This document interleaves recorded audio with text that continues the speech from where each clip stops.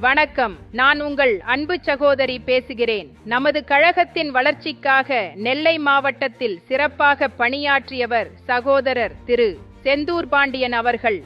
கதர் மற்றும் ஊரகத் தொழிற்துறை அமைச்சர், இந்து சமய அறநிலையத்துறை, சுற்றுலாத்துறை அமைச்சர் என்று எனது தலைமையிலான கழக ஆட்சியில் தமிழ்நாட்டு மக்களுக்காக பல்வேறு திட்டங்களை செயல்படுத்தியவர். அன்னாரது மறைவுக்கு பின்னர் தென்காசி மாவட்டத்தில் கழகத்தின் முன்னோடியாக தம்பி கிருஷ்ணமுரளி என்ற குட்டியப்பா இருக்கிறார். நமது கழக பொதுச் செயலாளர் அருமை சகோதரர் எடப்பாடி கே பழனிசாமி அவர்களின் தலைமையேற்று சிறப்பாக செயல்படுகிறார்.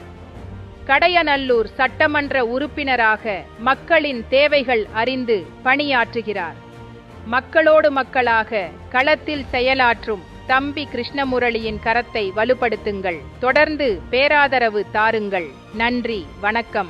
அண்ணா நாமம் வாழ்க. புரட்சித் தலைவர் எம்ஜிஆர் நாமம் வாழ்க.